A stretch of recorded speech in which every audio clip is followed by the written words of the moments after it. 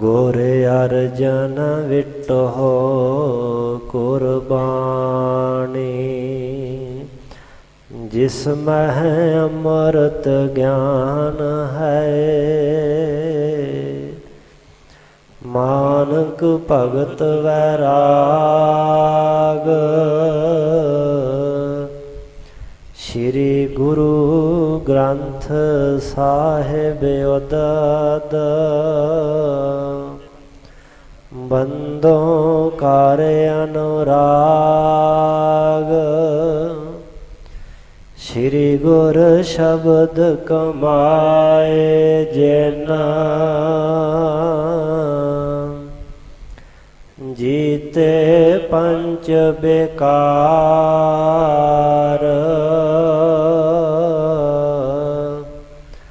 ਤਿਨ ਸੰਤਨ ਕਉ ਬੰਦਨਾ, ਸਿਰ ਚਰਨਨ ਪਰ ਤਾਰ। ਏਕ ਓੰਕਾਰ ਸਤਿਗੁਰੂ, ਤਿਹ ਪ੍ਰਸਾਦ ਸਚ ਹੋਏ। ਵਾਹਿਗੁਰੂ ਜੀ ਕੀ ਫਤਿਹ ਹੈ। ਬਿਘਨ ਬਿਨਾਸ਼ਨ ਸੋਏ।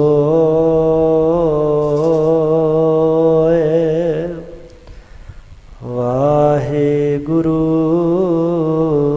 ਜੀ ਕੀ ਫਤਿਹ ਹੈ। ਬਿਘਨ ਬਿਨਾਸ਼ਨ ਸੋਏ।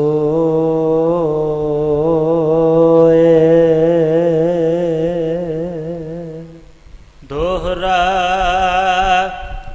ਉਠਿਓ ਪ੍ਰਾਤ ਚੰਦੂ ਦੁਸ਼ਟ, ਚਿਤਵਤ ਚਿਤ ਗੁਰ ਬਾਤ। ਆਜ ਮਨਾਵੋ ਜਿਮ ਚਾਹੋ, ਨਾਹੀਂ ਤਾਂ ਕਰਿਓ ਘਾਤ। ਉਠਿਓ ਪ੍ਰਾਤ ਚੰਦੂ ਦੁਸ਼ਟ। ਵਾਹਿਗੁਰੂ ਜੀ ਕਾ ਖਾਲਸਾ, ਵਾਹਿਗੁਰੂ ਜੀ ਕੀ ਫਤਿਹ। ਜੁਗੋ ਜੁਗ ਅਟਲ ਸ਼ਬਦ ਗੁਰੂ, ਚਵਰ ਤਖਤ ਛਤਰ ਦੇ ਮਾਲਕ, ਦਸਾਂ ਪਾਤਸ਼ਾਹੀਆਂ ਦੀ ਜੋਤ, ਸਮਰੱਥ ਪ੍ਰਤੱਖ ਹਾਜ਼ਰ ਨਾਜ਼ਰ ਸਤਿਗੁਰੂ, ਵਾਲੀਏ ਦੋ ਜਹਾਂ ਹਲਤ ਪਲਤ ਦੇ ਰੱਖਿਅਕ। ਧੰਨ ਧੰਨ ਸਾਹਿਬ ਸਤਿਗੁਰੂ, ਆਦਿ ਸ਼੍ਰੀ ਗੁਰੂ ਗ੍ਰੰਥ ਸਾਹਿਬ ਜੀ ਮਹਾਰਾਜ। ਐਸੇ ਦੀਨ ਦਿਆਲ ਸਤਿਗੁਰੂ ਪਾਤਸ਼ਾਹ ਮਹਾਰਾਜ ਜੀ ਦੀ ਅਪਰਿਅਪਾਰ ਕਿਰਪਾ ਰਹਿਮਤ ਬਖਸ਼ਿਸ਼ ਦਾ ਸਦਕਾ, ਸ਼੍ਰੀ ਦਸ਼ਮੇਸ਼ ਪਿਤਾ ਜੀ ਸ਼੍ਰੀ ਕਲਗੀਧਰ ਜੀ, ਪੰਥ ਵਾਲੀ ਅੰਮ੍ਰਿਤ ਦੇ ਦਾਤੇ ਸਤਿਗੁਰੂ, ਸਾਹਿਬੇ ਕਮਾਲ ਬਾਦਸ਼ਾਹ ਦਰਵੇਸ਼, ਅਰਸ਼ਾਂ ਫਰਸ਼ਾਂ ਦੇ ਮਾਲਕ, ਨੀਲੇ ਦੇ ਸ਼ਾਹੇ ਅਸਵਾਰ, ਦੇਗ ਤੇਗ ਦੇ ਧਣੀ, ਮਰਦ ਅਗੰਮੜੇ।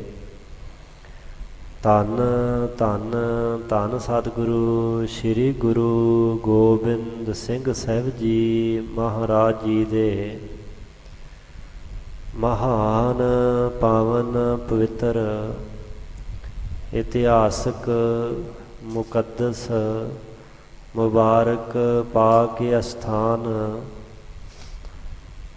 ਤਖਤ ਸ਼੍ਰੀ ਕੇਸਗੜ੍ਹ ਸਾਹਿਬ ਜੀ ਵਿਖੇ ਹਾਜ਼ਰੀਆਂ ਭਰਦਿਆਂ ਯਾਤਰਾ ਕਰਦਿਆਂ ਸਾਹਿਬਾਂ ਜੀ ਦੀ ਮਹਾਨ ਪਾਵਨ ਗੁਰ ਸੰਗਤ ਪੰਗਤ ਦਾ ਲਾਹਾ ਲੈ ਰਹੇ ਗੁਰੂ ਸਵਾਰੇ, ਗੁਰੂ ਪਾਤਸ਼ਾਹ ਜੀ ਦੀ ਸਾਜੀ ਨਵਾਜੀ, ਗੁਰੂ ਰੂਪ ਗੁਰੂ ਖਾਲਸਾ ਗੁਰ ਸੰਗਤ ਜੀਓ, ਵੱਡਿਆਂ ਭਾਗਾਂ ਸਦਕਾ ਗੁਰੂ ਬਖਸ਼ੇ ਹੋਏ ਉਦਮ ਉਪਰਾਲੇ ਦੁਆਰਾ ਆਪ ਜੀ ਨੇ ਸਾਹਿਬਾਂ ਜੀ ਦੇ ਦਰਸ਼ਨ ਪਰਸਨ ਕਰਦਿਆਂ ਸਤਿਗੁਰੂ ਨੂੰ ਨਤਮਸਤਕ ਹੁੰਦਿਆਂ ਸਾਹਿਬਾਂ ਜੀ ਦੇ ਪਾਵਨ ਦਰਬਾਰ ਅੰਦਰ ਸੱਜ ਕਰਕੇ ਜੀਵਨ ਦੀਆਂ ਘੜੀਆਂ ਸਮੇਂ ਸਵਾਸਾਂ ਨੂੰ ਸਫਲਿਆਂ ਬਣਾਇਆ ਹੈ। ਸਤਿਗੁਰੂ ਪਾਤਸ਼ਾਹ ਜੀ ਦੇ ਮਹਾਨ ਪਾਵਨ ਅਸਥਾਨ 'ਤੇ ਲੜੀਵਾਰ ਗੁਰ ਇਤਿਹਾਸ ਸਤਿਗੁਰੂ ਪਾਤਸ਼ਾਹ ਦੇ ਜੀਵਨ ਬਿਰਤਾਂਤ ਜੀਵਨ ਕੌਤਕਾਂ ਦੀ ਵਿਚਾਰ ਚੱਲ ਰਹੀ ਹੈ। ਪੰਚਮ ਪਾਤਸ਼ਾਹ ਗੁਰਦੇਵ ਸ਼ਹੀਦਾਂ ਦੇ ਸਰਤਾਜ ਸ਼ਾਂਤੀ ਦੇ ਪੁੰਜ ਬਾਣੀ ਦੇ ਬੋਹਿਤ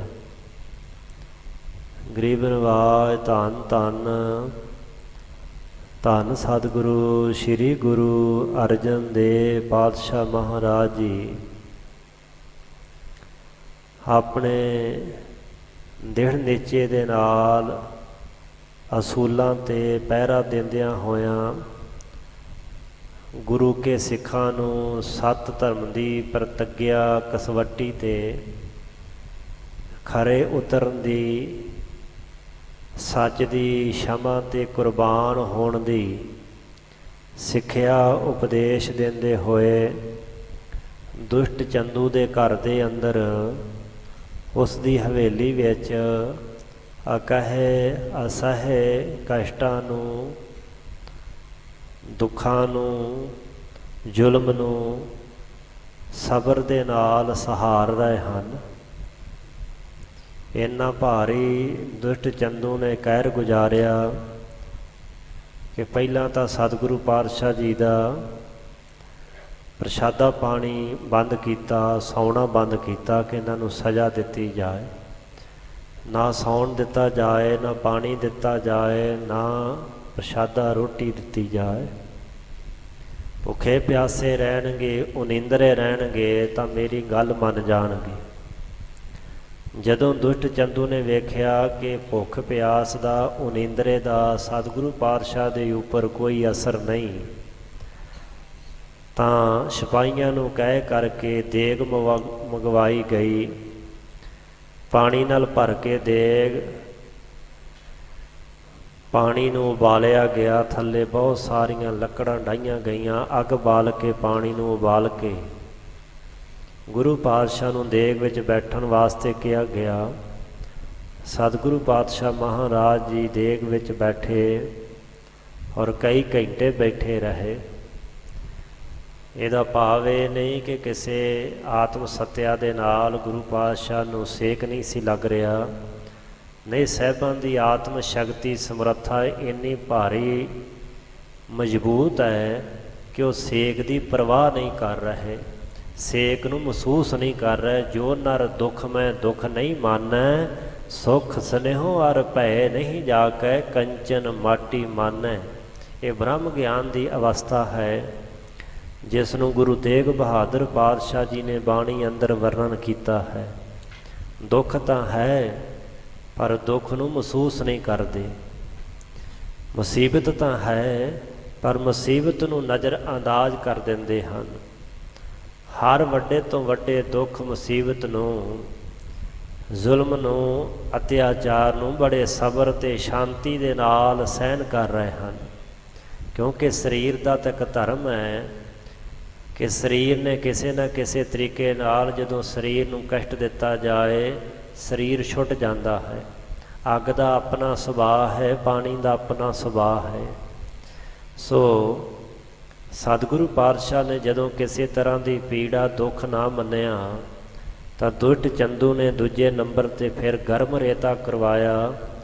ਜਿਸ ਗਰਮ ਰੇਤਾ ਭੁੱਬਲ ਦੇ ਵਿੱਚ ਗੁਰੂ ਪਾਤਸ਼ਾਹ ਨੂੰ ਬਿਠਾਇਆ, ਸੀਸ ਉੱਪਰ ਗਰਮ ਰੇਤਾ ਪਾਇਆ ਗਿਆ। ਸਰੀਰ ਸਾਰਾ ਛਾਲਿਆਂ ਫਲੋਇਆਂ ਦੇ ਨਾਲ ਭਰ ਗਿਆ। ਔਰ ਸਤਿਗੁਰੂ ਪਾਤਸ਼ਾਹ ਮਹਾਰਾਜ ਜੀ ਆਪਣੇ ਅਕੀਦੇ ਨਿਸ਼ਚੇ ਵਿੱਚ ਅਡੋਲ ਰਹੇ। ਸੋ ਤੀਜੀ ਜਿਹੜੀ ਵੱਡੀ ਸਜ਼ਾ ਹੈ ਉਹ ਤੱਤੀ ਲੋਹ ਕਰਕੇ ਤੱਤੀ ਤਵੀ ਦੇ ਉੱਪਰ ਜੋ ਤਾਂਬੇ ਦੀ ਤਰ੍ਹਾਂ ਐਨ ਗਰਮ ਹੋ ਗਈ, ਤਾਂਬੇ ਰੰਗੀ ਹੋ ਗਈ।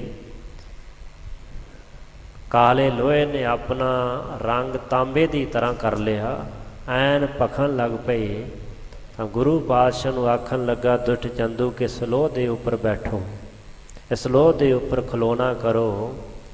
ਤਾਂ ਸਤਿਗੁਰੂ ਪਾਤਸ਼ਾਹ ਮਹਾਰਾਜ ਜੀ ਆਪਣੇ ਮਾਲਕ ਸੁਆਮੀ ਅਕਾਲ ਪੁਰਖ ਜੀ ਦੀ ਯਾਦ ਵਿੱਚ ਜੁੜੇ ਹੋਏ ਵੱਡੀ ਤੋਂ ਵੱਡੀ ਦੁੱਖ ਪੀੜਾ ਨੂੰ ਸਰੀਰ 'ਤੇ ਸਹਿਣ ਕਰਕੇ ਝੱਲ ਕੇ ਕਿਸੇ ਤਰ੍ਹਾਂ ਦੀ ਪੀੜਾ ਤੇ ਦੁੱਖ ਨੂੰ ਨਾ ਮਹਿਸੂਸ ਕਰਨ ਵਾਲੇ ਸਤਿਗੁਰੂ ਪਾਤਸ਼ਾਹ ਜੀ ਲੋਹ ਦੇ ਉੱਪਰ ਚੜ੍ਹ ਕੇ ਖਲੋਤੇ ਹਨ। 5 ਸਿੱਖ ਜਿਹੜੇ ਕੈਦ ਵਿੱਚ ਸਨ, ਉਹਨਾਂ ਦੇ ਮਨ ਨੂੰ ਬੜੀ ਤਕਲੀਫ, ਬੜੀ ਪੀੜਾ ਹੋਈ। ਜਿੱਥੇ ਸਰੀਰਕ ਤੌਰ 'ਤੇ ਉਹਨਾਂ ਨੂੰ ਡਾਂਗਾਂ ਸੋਟਿਆਂ ਦੀ ਮਾਰ ਮਾਰੀ ਗਈ, ਉੱਥੇ ਨਾਲ ਹੀ ਮਾਨਸਿਕ ਪੀੜਾ ਦੇ ਵਿੱਚੋਂ ਉਹਨਾਂ ਨੂੰ ਗੁਜ਼ਰਨਾ ਪਿਆ। ਆਪਣੇ ਸੱਚੇ ਸਤਿਗੁਰੂ ਦੇ ਸਰੀਰ ਉੱਪਰ ਅੰਤਾਂ ਦੇ ਕਸ਼ਟਾਂ ਤੇ ਦੁੱਖਾਂ ਨੂੰ ਆਪਣੀਆਂ ਅੱਖਾਂ ਨਾਲ ਵੇਖਦੇ ਰਹੇ, ਪਰ ਬੇਵੱਸ ਹਨ। ਜੇਕਰ ਕੋਈ ਯਤਨ ਵੀ ਕੀਤਾ ਕਿ ਆਪਣੀ ਆਤਮ ਸੱਤਿਆ ਬਲ ਵਰਤ ਕੇ ਦੁਸ਼ਟਾਂ ਨੂੰ ਸਬਕ ਸਿਖਾਈਏ, ਤਾਂ ਸਤਿਗੁਰੂ ਪਾਤਸ਼ਾਹ ਮਹਾਰਾਜ ਜੀ ਨੇ ਆਗਿਆ ਨਹੀਂ ਦਿੱਤੀ। ਸਾਹਿਬਾਂ ਨੇ ਨਾ ਕਰ ਦਿੱਤੀ ਕਿ ਜਿਸ ਸੱਤਿਆ ਸ਼ਕਤੀ ਕਰਾਮਾਤ ਨੂੰ ਤੁਸੀਂ ਵਿਖਾਉਣਾ ਚਾਹੁੰਦੇ ਹੋ, ਤੁਹਾਨੂੰ ਮਿਲੀ ਕਿੱਥੋਂ ਹੈ? ਕਿ ਉਹ ਕਰਾਮਾਤ ਸ਼ਕਤੀ ਗੁਰੂ ਵਿੱਚ ਨਹੀਂ? ਚੁੱਪ ਕਰਕੇ ਬੈਠ ਜਾਓ, ਪਰਮਾਤਮਾ ਦਾ ਹੁਕਮ ਮੰਨੋ। ਸੋ ਦੇਵਤਿਆਂ ਦੇ ਮੰਡਲਾਂ ਤੱਕ ਇਹ ਖਬਰਾਂ ਜਾ ਪਹੁੰਚੀਆਂ, ਫਰਸ਼ਾਂ ਤੋਂ ਅਰਸ਼ਾਂ ਤੱਕ ਇਸ ਜ਼ੁਲਮ ਦੀ ਆਵਾਜ਼ ਸੁਣਾਈ ਦਿੱਤੀ। ਬ੍ਰਹਮਾ, ਸ਼ਿਵ ਜੀ, ਵਿਸ਼ਨੂੰ ਵਰਗਿਆਂ ਦੀਆਂ ਸਮਾਧੀਆਂ ਖੁੱਲ੍ਹ ਗਈਆਂ। ਉਹ ਦੇਵਤੇ ਸੂਖਮ ਰੂਪ ਵਿੱਚ ਆ ਪਹੁੰਚੇ, ਜੈ ਜੈਕਾਰ ਕਰਦੇ ਹੋਏ ਸਾਹਿਬਾਂ ਕੋਲੋਂ ਸੇਵਾ ਦਾ ਅਵਸਰ ਮੰਗਿਆ ਕਿ ਅਸੀਂ ਦੁਸ਼ਟਾਂ ਦਾ ਖਾਤਮਾ ਕਰ ਦਈਏ, ਪਰ ਗੁਰੂ ਪਾਤਸ਼ਾਹ ਮਹਾਰਾਜ ਜੀ ਨੇ ਉਹਨਾਂ ਨੂੰ ਆਗਿਆ ਨਹੀਂ ਦਿੱਤੀ।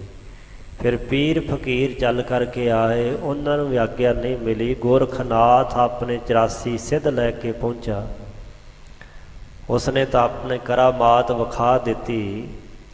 ਦੁਸ਼ਟ ਚੰਦੂ ਦੇ ਸਿਪਾਹੀ ਜਿਹੜੇ ਪਹਿਰੇ ਤਸਤੇ ਸਨ, ਆਉਂਦਿਆਂ ਸਾਰੇ ਬੇਹੋਸ਼ ਕਰਕੇ, ਮੂਰਛਿਤ ਕਰਕੇ ਸੁੱਟ ਦਿੱਤੇ। ਗੁਰੂ ਪਾਤਸ਼ਾਹ ਜੀ ਦੇ ਨਾਲ ਬਚਨ ਬਿਲਾਸ ਹੋਏ।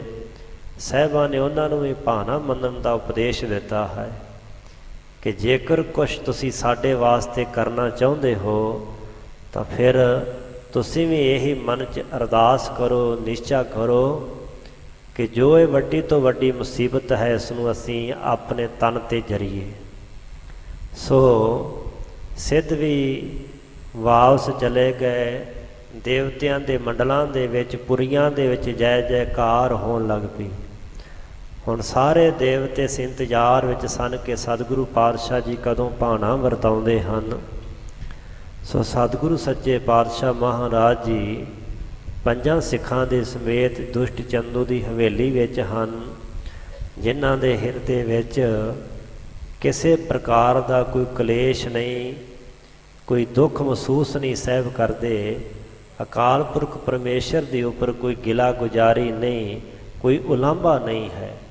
ਜਦੋਂ ਈਸਾ ਜੀ ਨੂੰ ਸੂਲੀ ਉੱਪਰ ਚਾੜ੍ਹਿਆ ਗਿਆ, ਉਹਨਾਂ ਦੇ ਇਤਿਹਾਸ 'ਚ ਲਿਖਿਆ ਕਿ ਐ ਖੁਦਾ, ਇਹ ਜ਼ੁਲਮ ਜੋ ਮੇਰੇ ਉੱਪਰ ਹੋ ਰਿਹਾ ਹੈ, ਇਹ ਮੇਰੇ ਬਰਦਾਸ਼ਤ ਕਰਨ ਤੋਂ ਬਾਹਰ ਹੈ, ਮੈਂ ਸਹਿਣ ਨਹੀਂ ਕਰ ਸਕਦਾ। ਪਰ ਕੁਝ ਸਮੇਂ ਬਾਅਦ ਹੀ ਉਹਨਾਂ ਨੇ ਇਸ ਨੂੰ ਮਹਿਸੂਸ ਕੀਤਾ ਕਿ ਮੇਰੀ ਭੁੱਲ ਹੈ ਜੋ ਮੈਂ ਕਹਿ ਰਿਹਾ ਹਾਂ। ਤਾਂ ਫਿਰ ਖੁਦਾ ਦਾ ਸ਼ੁਕਰਾਨਾ ਕੀਤਾ। ਪਰ ਗੁਰੂ ਅਰਜਨ ਦੇਵ ਪਾਤਸ਼ਾਹ ਦੇ ਮੁਖ ਤੋਂ ਇੱਕ ਰਵੇਂ ਨਹੀਂ ਨਿਕਲਿਆ ਕਿ ਕੋਈ ਗਿਲੇ ਦਾ, ਕੋਈ ਸ਼ਿਕਵੇ ਦਾ, ਕੋਈ ਪਰਮਾਤਮਾ ਨੂੰ ਤਾਨਾ ਮਾਰਿਆ ਹੋਏ। ਸਗੋਂ ਤੱਤੀ ਤਵੀ 'ਤੇ ਬੈਠ ਕੇ ਵੀ ਅਕਾਲ ਪੁਰਖ ਵਾਹਿਗੁਰੂ ਦੀ ਸਿਫਤ ਸਲਾਹ ਕਰਦੇ ਨੇ। ਤੇਰਾ ਕੀਆ ਮੀਠਾ ਲਾਗੈ, ਹਰ ਨਾਮ ਪਦਾਰਥ ਨਾਨਕ ਮਾਗੈ। ਨਿਰਗੁਣ ਮੁਗਧ ਅਜਾਨ, ਅਗਿਆਨੀ ਕਰਮ ਧਰਮ ਨਹੀਂ ਜਾਣਾ। ਦਇਆ ਕਰਹੁ ਨਾਨਕ ਗੁਣ ਗਾਵੈ, ਮਿੱਠਾ ਲੱਗੈ ਤੇਰਾ ਭਾਣਾ। ਬਹੁਤ ਅੰਤਾਂ ਦਾ ਦੁੱਖ ਜਿਸਮ ਦੇ ਉੱਪਰ ਸਾਹਿਬਾਂ ਨੇ ਝੱਲਿਆ ਹੈ, ਪਰ ਆਪਣੇ ਨਿਸ਼ਚੇ ਵਿੱਚ ਸਤਿਗੁਰੂ ਪਾਤਸ਼ਾਹ ਜੀ ਅਡੋਲ ਟਿਕੇ ਹਨ। ਦੁਸ਼ਟ ਚੰਦੂ ਨੇ ਹਰ ਜ਼ੁਲਮ ਦਾ ਹਥਿਆਰ ਵਰਤ ਕੇ ਚਾਰਾ ਚੱਲ ਕੇ ਵੇਖ ਲਿਆ, ਪਰ ਸਤਿਗੁਰੂ ਪਾਤਸ਼ਾਹ ਮਹਾਰਾਜ ਜੀ ਬੇਪਰਵਾਹ ਸਦਾ ਰੰਗ ਹਰ ਕੈ ਜਾ ਕੋ ਪਾਉ ਸੁਆਮੀ। ਹੁਣ ਦੁਸ਼ਟ ਚੰਦੂ ਨੇ ਯਤਨ ਕੀਤਾ ਹੈ ਕਿ ਸਤਿਗੁਰੂ ਪਾਤਸ਼ਾਹ ਨੂੰ ਡਰਾਵਾ ਦੇਣਾ ਚਾਹਿਆ ਕਿ ਇਹਨਾਂ ਦਾ ਧਰਮ ਭ੍ਰਿਸ਼ਟ ਕਰ ਦਿੱਤਾ ਜਾਏ। ਸਾਹਿਬਾਂ ਨੂੰ ਸੁਨਾਹ ਕਰਕੇ ਕਿ ਇੱਕ ਗਾਂ ਦੀ ਤਾਜੀ ਖੱਲ ਲਿਆ ਉਹਦੇ 'ਚ ਮੜ ਦਿੱਤਾ ਜਾਏ। ਦੁਸ਼ਟ ਚੰਦੂ ਇਸ ਗੱਲ ਤੋਂ ਅਣਜਾਣ ਸੀ ਕਿ ਗੁਰੂ ਅਰਜਨ ਦੇਵ ਪਾਤਸ਼ਾਹ ਦਾ ਧਰਮ ਕੋਈ ਕੱਚਾ ਤੰਦ ਨਹੀਂ ਜਿਹੜਾ ਗਾਂ ਦੀ ਖੱਲ 'ਚ ਮੜਿਆ ਖਤਮ ਹੋ ਜਾਏਗਾ। ਇਹ ਧਰਮ ਉਹ ਅਸੂਲ ਹੈ ਜਿਸ ਦੇ ਆਸਰੇ ਸਮੁੱਚੀ ਸ੍ਰਿਸ਼ਟੀ ਕਾਇਨਾਤ ਖੜੀ ਹੈ। ਉਸ ਧਰਮ ਦੇ ਧਾਰਨੀ ਧੰਨ ਗੁਰੂ ਅਰਜਨ ਦੇਵ ਪਾਤਸ਼ਾਹ ਹਨ। ਪਰ ਦੁਸ਼ਟ ਨੇ ਤਾਂ ਇਹੋ ਸੋਚਿਆ ਸੀ ਕਿ ਡਰ ਜਾਣਗੇ, ਘਬਰਾ ਜਾਣਗੇ, ਐਸਾ ਕਰਾਂਗਾ। ਸੋ ਲਾਹੌਰ ਸ਼ਹਿਰ ਵਿੱਚ ਥਾਵਾਂ ਥਾਵਾਂ 'ਤੇ ਰੌਲਾ ਪੈ ਗਿਆ। ਸਿੱਖ ਸੰਗਤਾਂ ਵਿੱਚ ਬੜੀ ਭਾਰੀ ਬੇਚੈਨੀ ਅਤੇ ਘਬਰਾਹਟ ਹੈ ਔਰ ਉਦਾਸੀ ਛਾਈ ਹੈ। ਸਿੱਖਾਂ ਨੇ ਲੰਗਰ ਪ੍ਰਸ਼ਾਦਾ ਛਕਣਾ ਬੰਦ ਕੀਤਾ ਹੈ। ਰਾਤਾਂ ਦੀ ਨੀਂਦ ਉੱਡੀ ਹੈ। ਆਪਣੇ ਸੱਚੇ ਸ਼ਹਿਨਸ਼ਾਹ ਸਤਿਗੁਰੂ ਪਾਤਸ਼ਾਹ ਮਹਾਰਾਜ ਜੀ ਦੀ ਬਾਬਤ ਲਾਹੌਰ ਨਿਵਾਸੀ ਸਿੱਖ ਸੰਗਤਾਂ ਬੜੀਆਂ ਚਿੰਤਤ ਅਤੇ ਫਿਕਰ ਵਿੱਚ ਹਨ ਕਿ ਦੁਸ਼ਟ ਚੰਦੂ ਦੇ ਘਰ ਵਿੱਚ ਸਾਹਿਬ ਜੀ ਗਏ ਨੇ। ਪਤਾ ਨਹੀਂ ਕੀ ਭਾਣਾ ਵਰਤਾ ਰਿਹਾ ਹੋਏਗਾ, ਦੁਸ਼ਟ ਜ਼ੁਲਮ ਕਰ ਰਿਹਾ ਹੋਏਗਾ। ਸਿੱਖ ਸੰਗਤਾਂ ਦੀ ਇਹ ਫਿਕਰ ਬਿਲਕੁਲ ਸੱਚੀ ਹੈ। ਦੁਸ਼ਟ ਚੰਦੂ ਵੱਲੋਂ ਕੋਈ ਭਲੀ ਨਹੀਂ ਗੁਜ਼ਾਰੀ ਜਾ ਰਹੀ। ਸੋ ਜਿਵੇਂ ਗਰੀਬ ਨਿਵਾਸ ਸਤਿਗੁਰੂ ਧੰਨ ਗੁਰੂ ਅਰਜਨ ਦੇਵ ਪਾਤਸ਼ਾਹ ਮਹਾਰਾਜ ਜੀ ਨੇ ਅਸਹਿ ਅਤੇ ਅਕਹਿ ਅੰਤਾਂ ਦੇ ਕਸ਼ਟਾਂ ਨੂੰ ਝੱਲਦਿਆਂ ਹੋਇਆਂ ਵੀ ਧਰਮ ਦਾ ਅਸੂਲ ਦਾ ਲੜ ਨਹੀਂ ਛੱਡਿਆ। ਸਤਿਗੁਰੂ ਪਾਤਸ਼ਾਹ ਜੀ ਦਾ ਉਹ ਜੀਵਨ ਬਿਰਤਾਂਤ ਜਿਵੇਂ ਭਾਈ ਸਾਹਿਬ ਜੀ ਸੁਣਾ ਰਹੇ ਹਨ, ਸ਼ਰਧਾ ਪ੍ਰੇਮ ਭਾਵਨਾ ਦੇ ਸਹਿਤ ਸਰਵਨ ਕਰੀਏ ਜੀ। ਦੋਹਰਾ ਉਠਿਓ ਪ੍ਰਾਤ ਚੰਦੂ ਦੁਸ਼ਟ ਚਿਤਵਤ ਚਿਤ ਗੁਰ ਬਾਤ। ਅਗਲੀ ਪ੍ਰਾਂਤ ਸਵੇਰੇ ਚੰਦੂ ਦੁਸ਼ਟ ਉੱਠਿਆ ਤੇ ਚਿੱਤ ਦੇ ਵਿੱਚ ਚਿਤਵਤ ਸੋਚਦਾ ਹੈ ਗੁਰਬਾਤ, ਗੁਰੂ ਕੀ ਬਾਤ, ਗੁਰੂ ਕੀ ਗੱਲ, ਕਿ ਅੱਜ ਮੈਂ ਕਿਸ ਤਰੀਕੇ ਦਾ ਗੁਰੂ ਸਾਹਿਬ ਨਾਲ ਵਰਤਾਅ ਕਰਾਂ, ਕਿਹੜਾ ਨਵਾਂ ਕੋਝਾ ਹੱਥ ਕੰਡਾ ਅਪਣਾਵਾਂ ਜਿਸ ਕਰਕੇ ਗੁਰੂ ਅਰਜਨ ਦੇਵ ਮੇਰੀ ਗੱਲ ਮੰਨ ਜਾਣ। ਇਹੋ ਜਿਹੀਆਂ ਭੈੜੀਆਂ ਬੁਰੀਆਂ ਸੋਚਾਂ ਵਿਚਾਰਾਂ ਸੋਚਦਾ ਹੈ। ਆਜ ਮਨਾਵਾਂ ਜਿਮ ਚਾਹਾਂ ਨਾਹੇ ਤਾਂ ਕਰਿਓ ਘਾਤ।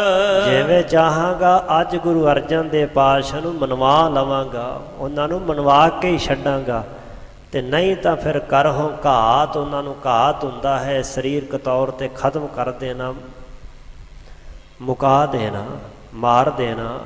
ਕਹਿਣ ਲੱਗਾ ਨਹੀਂ ਤਾਂ ਫਿਰ ਅੱਜ ਮੈਂ ਉਹਨਾਂ ਨੂੰ ਖਤਮ ਕਰ ਦੇਵਾਂਗਾ, ਮਾਰ ਦੇਵਾਂਗਾ।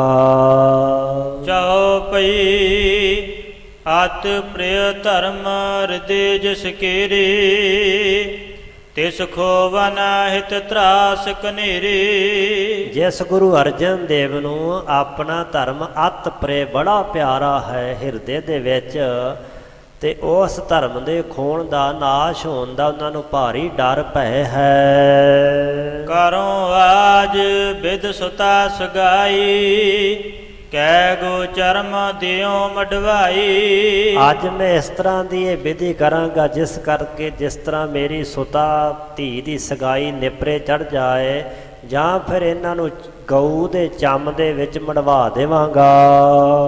ਐਮ ਚਿਤਵਤ ਪਹੁੰਚਿਓ ਤਹ ਆਈ ਬੈਠਿਓ ਦੁਸ਼ਟ ਕ੍ਰੋਧ ਉਪਜਾਏ। ਇਸ ਤਰ੍ਹਾਂ ਚਿਤਵਦਾ ਸੋਚਦਾ ਦੁਸ਼ਟ ਚੰਦੂ ਉੱਥੇ ਆ ਪਹੁੰਚਾ ਜਿੱਥੇ ਸਾਹਿਬ ਜੀ ਬੈਠੇ ਸਨ। ਸਾਹਿਬਾਂ ਦੇ ਸਾਹਮਣੇ ਬੜਾ ਕ੍ਰੋਧ ਉਪਜਾਈ, ਗੁੱਸਾ ਪੈਦਾ ਕਰਕੇ ਕ੍ਰੋਧ ਨਾਲ ਲਾਲ ਪੀਲਾ ਹੋਇਆ ਸਾਹਿਬਾਂ ਦੇ ਸਾਹਮਣੇ ਬੈਠ ਗਿਆ। ਨਿਕਟ ਗੁਰੂ ਕੇ ਬਾਗ ਬਖਾਨਾ ਅਬ ਲਓ ਨਾਤਾ ਲਿਹੋ ਮਨ ਮਾਨਾ। ਸਾਹਿਬਾਂ ਦੇ ਨੇੜੇ ਹੋ ਕੇ ਕਹਿਣ ਲੱਗਾ ਕਿ ਹੁਣ ਤੱਕ ਤੁਸੀਂ ਨਾਤਾ ਨਹੀਂ ਮੰਨਿਆ ਤੇ ਲਿਓ ਮਨ ਮਾਨਾ, ਹੁਣ ਤੁਸੀਂ ਮੰਨ ਜਾਣਾ ਕਰੋ। ਸਕਲ ਮੁਲਕ ਮਾਲਿਕ ਅਬ ਸ਼ਾਹੂ, ਤਿਸ ਦੀਵਾਨ ਮੈਂ ਬੈਠਤ ਪਾਹੂ। ਜਿਹੜਾ ਬਾਦਸ਼ਾਹ ਜਹਾਂਗੀਰ ਸਾਰੇ ਮੁਲਕ ਦਾ ਸ਼ਾਹ ਨਾ, ਮਾਲਕ ਹੈ, ਮਾਲਕ ਕਹਿੰਦੇ ਸੁਆਮੀ ਨੂੰ, ਜਿਹੜਾ ਬਾਦਸ਼ਾਹ ਸਾਰੇ ਮੁਲਕ ਦਾ ਸੁਆਮੀ ਮਾਲਕ ਸ਼ਾਹ ਹੈ, ਉਸ ਬਾਦਸ਼ਾਹ ਜਹਾਂਗੀਰ ਦਾ ਮੈਂ ਦੀਵਾਨ ਹਾਂ, ਮੰਤਰੀ ਹਾਂ, ਉਹਦੇ ਕੋਲ ਬੈਠਤ ਪਾਹੂ, ਉਹਦੇ ਕੋਲ ਬੈਠਦਾ ਹਾਂ। ਜਹ ਲਗ ਰਾਜ ਤੁਰਕ ਪਤ ਕੀਰਾ, ਤਹ ਲਗ ਹੁਕਮ ਚਲਤ ਹੈ ਮੇਰਾ। ਤੇ ਜਿੱਥੋਂ ਤੱਕ ਇਸ ਤੁਰਕਪਤ ਬਾਦਸ਼ਾਹ ਜਹਾਂਗੀਰ ਦਾ ਰਾਜ ਭਾਗ ਹੈ, ਉੱਥੋਂ ਤੱਕ ਹੀ ਮੇਰਾ ਹੁਕਮ ਚੱਲਦਾ ਹੈ। ਤਰਾਸ ਨਾ ਤਨਕ ਸੋ ਮਨ ਮਹਿ ਜਾਨਾ, ਕਰਿਓ ਨਾਦਰ ਰੰਕ ਸਮਾਨਾ।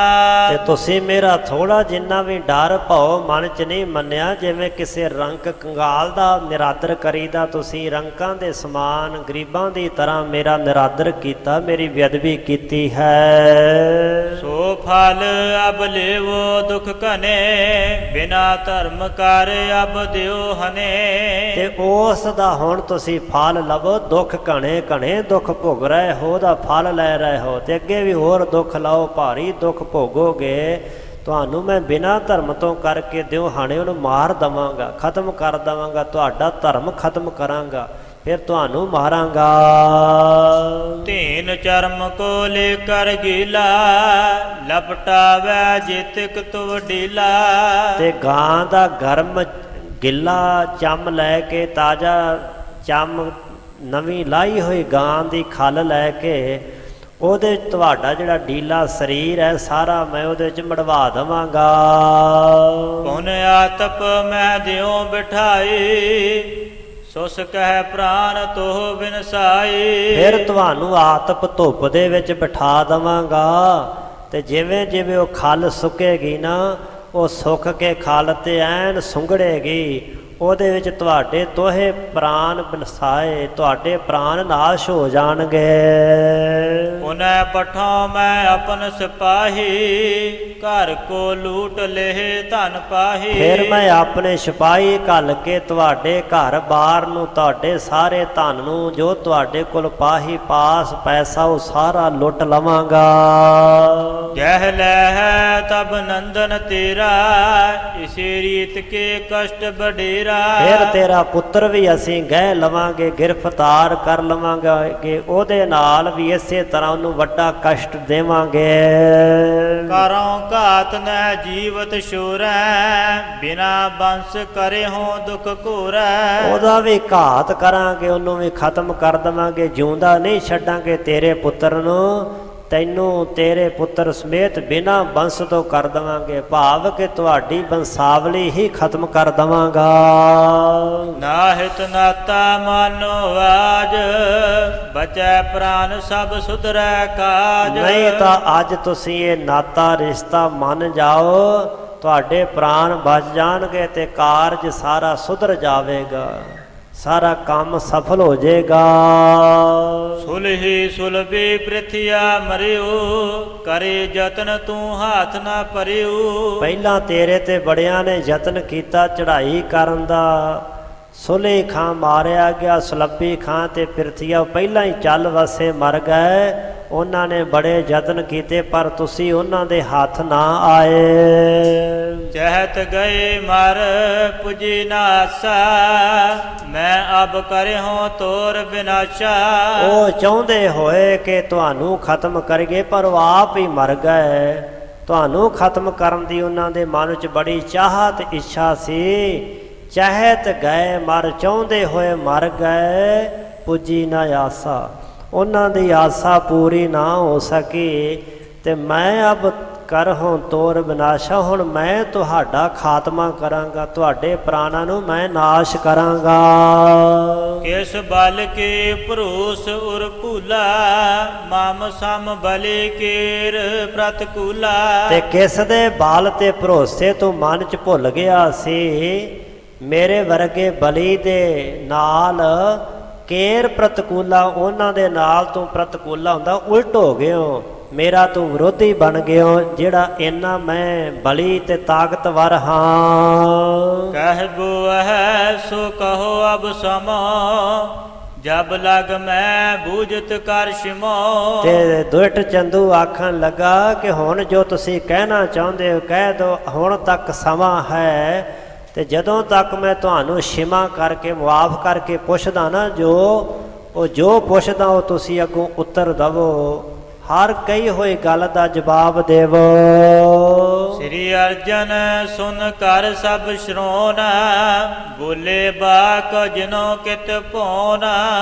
ਸਾਹਿਬ ਸ੍ਰੀ ਗੁਰੂ ਅਰਜਨ ਦੇ ਪਾਤਸ਼ਾਹ ਸੁਣ ਕਰਕੇ ਆਪਣੇ ਸ਼੍ਰੋਣ ਕੰਨਾਂ ਵਿੱਚ ਦੁਸ਼ਟ ਚੰਦੂ ਦੇ ਬੋਲਾਂ ਨੂੰ, ਬੋਲੇ ਬਾਕ ਜਿਨੋ ਕਿਤ ਭਾਉ ਨਾ, ਜਿਨ੍ਹਾਂ ਨੂੰ ਕਿਸੇ ਦਾ ਭਾਉ ਡਰ ਖੌਫ ਨਹੀਂ, ਐਸੇ ਗੁਰੂ ਅਰਜਨ ਦੇ ਪਾਤਸ਼ਾਹ ਬੋਲੇ, ਕਹਿਣ ਲੱਗੇ ਚੰਦੂ ਅਬ ਹਮਰਾ ਵਿਚ ਹੈ ਸ਼ਨਾਨਾ, ਸੇਵਕ ਪੰਚ ਸੰਗ ਦੇਹੁ ਜਾਨਾ।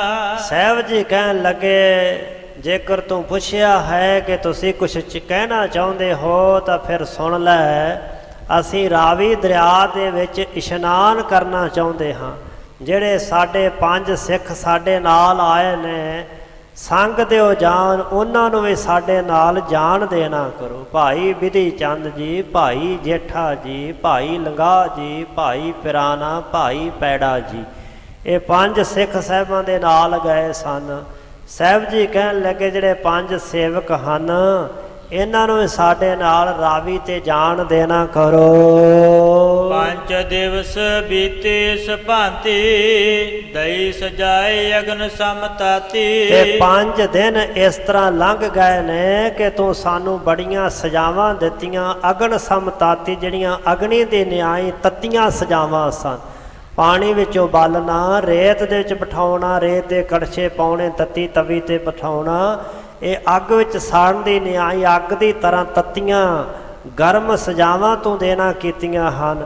ਤੇ ਇਸ ਤਰ੍ਹਾਂ ਤੈਨੂੰ ਇਹ 5 ਦਿਨ ਬਤੀਤ ਹੋ ਗਏ ਹਨ।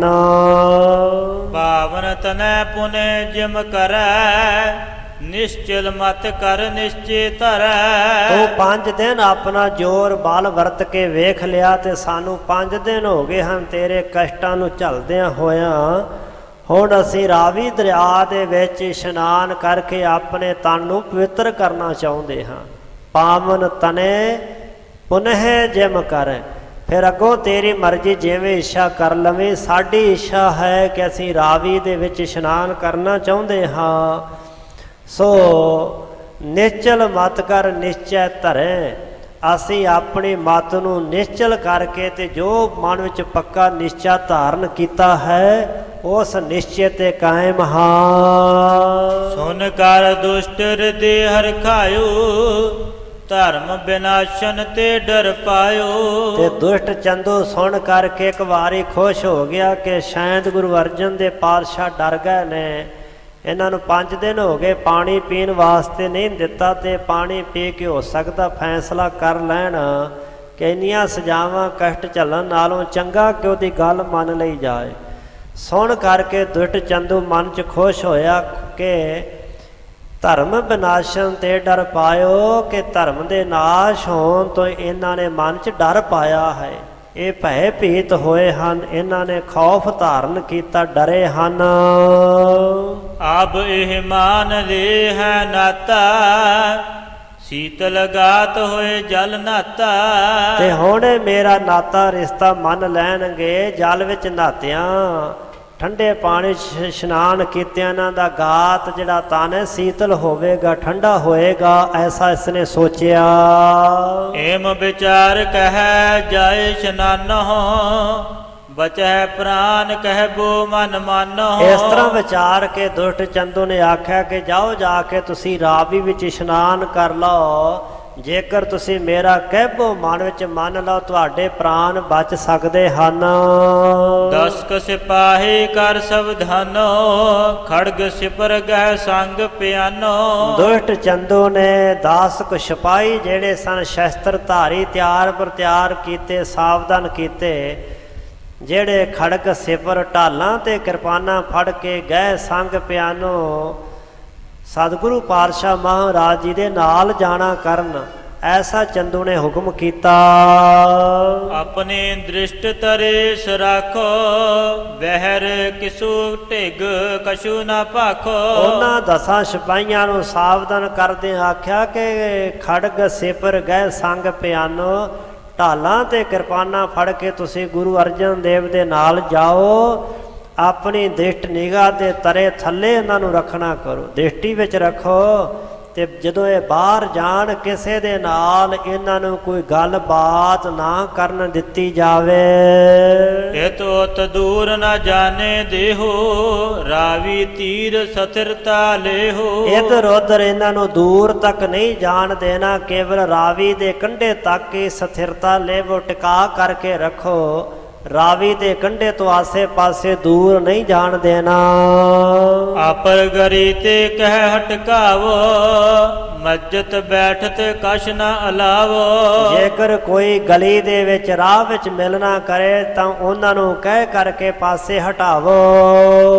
ਇਤ ਦਿਸ਼ ਲਿਆਵੋ ਰਹੋ ਪਿਛਾਰੀ, ਸਿੱਖਨ ਜੁਤ ਇਸ ਰਖੋ ਅਗਾਰੀ। ਤੇ ਮੱਜਤ ਬੈਠਤ ਕੁਛ ਨਾ ਅਲਾਵੋ, ਇਹਨਾਂ ਦੇ ਨਾਲ ਉੱਠਦਿਆਂ ਬੈਠਦਿਆਂ ਇਸ਼ਨਾਨ ਕਰਦਿਆਂ ਕੋਈ ਕਿਸੇ ਤਰ੍ਹਾਂ ਦੀ ਗੱਲ ਨਾ ਕਰੇ ਤੇ ਨਾ ਤੁਸੀਂ ਇਹਦੇ ਨਾਲ ਕੋਈ ਗੱਲ ਕਰਨੀ ਹੈ। ਜਦੋਂ ਵੀ ਇਸ਼ਨਾਨ ਕਰ ਲੈਣ ਤਾਂ ਇਤ ਦਸ਼ਮੇਰੇ ਵਾਲੇ ਪਾਸੇ ਇਹਨਾਂ ਨੂੰ ਦੁਬਾਰਾ ਫਿਰ ਲੈ ਕੇ ਆਓ। ਸਿੱਖਨ ਜੁਤ ਇਸ ਰਖੋ ਅਗਾਰੀ, ਗੁਰੂ ਨੂੰ ਅਗਲੇ ਪਾਸੇ ਤੇ ਸਿੱਖਾਂ ਨੂੰ ਪਿਛਲੇ ਪਾਸੇ। ਇਸ ਤਰ੍ਹਾਂ ਇਹ ਤਰਤੀਬ ਦੇ ਨਾਲ ਇਹਨਾਂ ਨੂੰ ਲੈ ਕੇ ਜਾਓ ਤੇ ਲੈ ਕੇ ਆਓ। ਇਮ ਕਹਿ ਕੀਨ ਘਨੀ ਤਕਰਾਈ, ਸੁਨ ਖਲ ਤੇ ਚੱਲ ਪਰੇ ਗੁਸਾਈ। ਇਸ ਤਰ੍ਹਾਂ ਕਹਿ ਕਰਕੇ ਦੁਸ਼ਟ ਚੰਦੂ ਨੇ ਘਣੀ ਤਕੜਾਈ ਕੀਤੀ, ਬਹੁਤੀ ਤਕੜਾਈ ਸਾਵਧਾਨਤਾ ਕੀਤੀ ਹੈ, ਮਜ਼ਬੂਤੀ ਕੀਤੀ ਕਿ ਗੁਰੂ ਪਾਤਸ਼ਾਹ ਕਿਤੇ ਆਸੇ ਪਾਸੇ ਨਾ ਚਲੇ ਜਾਣ। ਸੁਣ ਖਲ ਤੇ ਖਲ ਹੁੰਦਾ ਮੂਰਖ, ਮੂਰਖ ਚੰਦੂ ਤੋਂ ਸੁਣ ਕਰਕੇ ਸਤਿਗੁਰੂ ਗੁਸਾਈ ਮਾਲਕ ਸਾਹਿਬ ਜੀ ਰਾਵੀ ਦੇ ਕੰਢੇ ਵਾਲੇ ਪਾਸੇ ਨੂੰ ਚੱਲ ਪਏ। ਪਰੇ ਫਲੂਹੇ ਸਰਬ ਸਰੀਰ, ਸ਼ਾਦ ਚਾਦਰੇ ਦੀਰਗ ਚੀਰ। ਧੰਨ ਗੁਰੂ ਅਰਜਨ ਦੇ ਪਾਤਸ਼ਾਹ ਮਹਾਰਾਜ ਜੀ ਦੇ ਸਾਰੇ ਸਰੀਰ ਦੇ ਉੱਪਰ ਫਲੂਏ ਪਏ ਹੋਏ ਹਨ, ਛਾਲਿਆਂ ਦੇ ਨਾਲ ਸਾਰਾ ਸਰੀਰ ਭਰਿਆ ਹੈ। ਕੋਈ ਸਰੀਰ ਦਾ ਐਸਾ ਹਿੱਸਾ ਨਹੀਂ ਕਿ ਜਿੱਥੇ ਛਾਲੇ ਨਾ ਹੋਣ। ਗਰਮ ਰੇਤਾ ਸਰੀਰ ਉੱਪਰ ਪਾਇਆ, ਗਰਮ ਦੇਗ 'ਚੋਂ ਬਾਲੇ ਗਏ, ਲਪਟਾਂ ਛੱਡਦੀ ਹੋਈ ਲੋਹ ਦੇ ਉੱਪਰ ਬਿਠਾਇਆ ਹੈ, ਜਿਸ ਦੀਆਂ 4 ਚੁਫੇਰੇ ਅੱਗ ਦੀਆਂ ਲਪਟਾਂ ਨਿਕਲ ਰਹੀਆਂ। ਗਰਮ ਲੋਹ ਹੈ, ਸਰੀਰ ਸਾਰਾ ਛਾਲਿਆਂ ਦੇ ਨਾਲ ਭਰਿਆ ਹੈ। ਸੋ ਭਾਈ ਸਾਹਿਬ ਜੀ ਦੱਸ ਰਹੇ ਨੇ ਕਿ ਪੰਚਮ ਪਾਤਸ਼ਾਹ ਗੁਰਦੇਵ ਸ਼ਾਂਤੀ ਦੇ ਪੁੰਜ ਸਬਰ ਸੰਤੋਖ ਦੀ ਮੂਰਤ ਧੰਨ ਗੁਰੂ ਅਰਜਨ ਦੇ ਪਾਤਸ਼ਾਹ ਮਹਾਰਾਜ ਜੀ ਚੰਦੂ ਦੇ ਹੁਕਮ ਦੇਣ ਤੇ ਸਤਿਗੁਰੂ ਪਾਤਸ਼ਾਹ ਮਹਾਰਾਜ ਜੀ ਆਪਣੇ ਪਾਵਨ ਜਿਸਮ ਸਰੀਰ ਨੂੰ ਪਵਿੱਤਰ ਕਰਕੇ ਇਸ਼ਨਾਨ ਕਰਨ ਦੇ ਲਈ ਪਵਿੱਤਰ ਕਰਨ ਵਾਸਤੇ ਚੱਲੇ ਹਨ। ਸੋ ਸਤਿਗੁਰੂ ਸੱਚੇ ਪਾਤਸ਼ਾਹ ਮਹਾਰਾਜ ਜੀ ਦੇ ਨਾਲ ਜਾ ਰਹੇ ਸਿਪਾਹੀਆਂ ਨੂੰ ਹੁਕਮ ਕੀਤਾ ਕਿ ਤੁਸੀਂ ਸਾਵਧਾਨੀ ਰੱਖਣੀ ਹੈ। ਗੁਰੂ ਪਾਤਸ਼ਾਹ ਮਹਾਰਾਜ ਮੂਰਖ ਚੰਦੂ ਤੋਂ ਸੁਣ ਕੇ ਚੱਲ ਪਏ। ਪਰੇ ਫਲੂ ਹੈ ਸਰਬ ਸਰੀਰ, ਸਾਰੇ ਸਰੀਰ ਤੇ ਸਾਹਿਬਾਂ ਦੇ ਫਲੂਏ ਪਏ, ਛਾਲੇ ਪਏ ਨੇ। ਸਤਿਗੁਰੂ ਪਾਤਸ਼ਾਹ ਨੇ ਵੱਡੇ ਸਾਰੇ ਚਾਦਰੇ ਦੇ ਨਾਲ ਸਰੀਰ ਦੇ ਉੱਪਰ ਬੁੱਕਲ ਮਾਰੀ ਹੈ, ਸਰੀਰ ਸਾਰੇ ਨੂੰ ਢੱਕਿਆ ਹੋਇਆ ਹੈ। ਤਰਵਾ ਚਰਨ ਜਰੇ ਬ੍ਰਿਣ ਹੋਏ, ਸਨੈ ਸਨੈ ਧਰ ਪਰ ਧਰ ਜੋਏ। ਤੇ ਤਰਵਾ ਚਰਨ, ਤਰਵਾ ਹੁੰਦੀਆਂ ਤਲੀਆਂ, ਚਰਨ ਚਰਨਾਂ ਦੀਆਂ ਤਲੀਆਂ ਜਿਹੜੀਆਂ ਨੇ ਐਨ ਸੜੀਆਂ ਹੋਈਆਂ, ਮਾਸ ਉਹਨਾਂ ਦੇ ਥੱਲਿਓਂ ਐਨ ਸਾਰਾ ਸੜਿਆ ਹੋਇਆ ਹੈ। ਬ੍ਰਿਨ ਹੋਏ, ਬੜੇ ਡੂੰਘੇ ਜ਼ਖਮ ਹੋਏ ਪਏ ਨੇ। 3 ਪਰਤਾਂ ਹੁੰਦੀਆਂ ਨੇ ਚਮੜੀ ਦੀਆਂ, ਤਿੰਨੇ ਦੀਆਂ ਤਿੰਨੇ ਪਰਤਾਂ ਸੜਨ ਕਰਕੇ ਭਾਈ ਸਾਹਿਬ ਕਹਿੰਦੇ ਬੜੇ ਵੱਡੇ ਡੂੰਘੇ ਜ਼ਖਮ ਹੋਏ ਨੇ ਚਰਨਾਂ ਦੇ ਵਿੱਚ। ਸਤਿਗੁਰੂ ਪਾਤਸ਼ਾਹ ਮਹਾਰਾਜ ਜੀ ਸਨੇ ਸਨੇ ਹੌਲੀ ਹੌਲੀ ਧਰਤੀ ਤੇ ਕਦਮ ਰੱਖਦੇ ਹੋਏ ਚੱਲੇ। ਨਿਕਟ ਪ੍ਰਾਣਾ ਸੇਵਕ ਹੀਰਾ, ਗਹਿਓ ਸਿਕੰਦ ਚਲੇ ਤਿਸ ਬੀਰਾ। ਆਪਣਾ ਭਾਈ ਪੁਰਾਣਾ ਸਿੱਖ ਸਾਹਿਬਾਂ ਨੇ ਨਿਕਟ ਨੇੜੇ ਵੇਖ ਕੇ ਉਸ ਭਾਈ ਪੁਰਾਣੇ ਦਾ ਸਕੰਦ ਹੁੰਦਾ ਮੋਢਾ, ਮੋਢੇ ਦੇ ਉੱਪਰ ਗੁਰੂ ਪਾਤਸ਼ਾਹ ਨੇ ਹੱਥ ਧਰ ਦਿੱਤਾ। ਭਾਈ ਪੁਰਾਣੇ ਦੇ ਮੋਢੇ ਦਾ ਸਹਾਰਾ ਲੈ ਕੇ ਤਿਸ ਬੇਰਾ ਤੇ ਸਮੇਂ ਸਾਹਿਬ ਜੀ ਸਹਿਜੇ ਸਹਿਜੇ ਹੌਲੀ ਹੌਲੀ ਕਦਮਾਂ ਦੇ ਨਾਲ ਚੱਲਦੇ ਹੋਏ ਰਾਵੀ ਦੇ ਕੰਢੇ ਵਾਲੇ ਪਾਸੇ ਨੂੰ ਤੁਰੇ ਜਾ ਰਹੇ ਹਨ। ਸਲਤਾ ਦਿਸ ਛੋਟੇ ਕਮੋਰੇ, ਗਮਨਤ ਨਿਕਸੇ ਗੁਰ ਤਿਸ ਓਰੇ। ਜਦੋਂ ਸਤਿਗੁਰੂ ਪਾਤਸ਼ਾਹ ਮਹਾਰਾਜ ਜੀ ਚੰਦੂ ਦੇ ਘਰੋਂ ਤੁਰੇ ਨੇ, ਭਾਈ ਸਾਹਿਬ ਜੀ ਦੱਸ ਰਹੇ ਨੇ ਕਿ ਸਲਤਾ ਹੁੰਦੀ ਨਦੀ, ਰਾਵੀ ਨਦੀ, ਰਾਵੀ ਦਰਿਆ ਦੇ ਵਾਲੇ ਪਾਸੇ ਇੱਕ ਛੋਟੀ ਜੀ ਮੋਰੀ ਸੀ, ਭਾਵ ਕਿ ਇੱਕ ਬਾਰੀ ਰੱਖੀ ਹੋਈ ਸੀ। ਉਸ ਛੋਟੇ ਰਾਹ ਦੇ ਥਾਣੀ ਜਾਣ ਦੀ ਚੰਦੂ ਦੁਸ਼ਟ ਨੇ ਆਗਿਆ ਦਿੱਤੀ ਹੈ ਕਿ ਵੱਡੇ ਦਰਵਾਜ਼ੇ ਥਾਣੀ ਨਾ ਲੰਘਾਇਆ ਜਾਵੇ। ਗੁਰੂ ਪਾਤਸ਼ਾਹ ਮਹਾਰਾਜ ਉਸ ਛੋਟੀ ਮੋਰੀ, ਛੋਟੀ ਬਾਰੀ ਦੇ ਵਿੱਚੋਂ ਦੀ ਗਮਨਤ ਨਿਗਸੇ ਗੁਰ ਤਿਸਿ ਓਰੀ, ਚਾਲਾ ਪਾ ਕੇ ਸਤਿਗੁਰੂ ਸਾਹਿਬ ਜੀ ਚੱਲਦੇ ਹੋਏ ਉਸ ਛੋਟੀ ਮੋਰੀ ਬਾਰੀ ਦੇ ਥਾਣੀ ਨਿਕਲ ਕਰਕੇ ਚੱਲੇ। ਕੋ ਨਰ ਪਿਖ ਠਾਨਤ ਨਮੋ, ਲਾਲ ਬਰਨ ਮੁਖ ਕੋ ਤੇ ਸਮੋ। ਇਹ ਸਮਾਂ ਸੂਰਜ ਚੜਾ ਦਾ ਸਮਾਂ ਸੀ। ਕੋਈ ਸਿੱਖ ਵੇਖ ਕਰਕੇ ਸਤਿਗੁਰੂ ਪਾਤਸ਼ਾਹ ਮਹਾਰਾਜ ਜੀ ਨੂੰ ਨਮਸਕਾਰਾਂ ਕਰਦਾ, ਕੋਈ ਟਾਵਾਂ ਸਿੱਖ ਉਸ ਸਮੇਂ ਬਾਹਰ ਨਿਕਲ ਰਿਹਾ ਸੀ। ਸੋ ਸਤਿਗੁਰੂ ਪਾਤਸ਼ਾਹ ਦੇ ਕਿਸੇ ਟਾਵੇਂ ਵਿਰਲੇ ਵੇਲੇ ਸਿੱਖ ਨੇ ਦਰਸ਼ਨ ਕਰਕੇ ਸਾਹਿਬਾਂ ਨੂੰ ਨਮਸਕਾਰ ਕੀਤੀ। ਸਿੱਖਾਂ ਨੇ ਵੇਖਿਆ ਲਾਲ ਬਰਨ ਮੁਖ ਕੋ ਤੇ ਸਮੋ।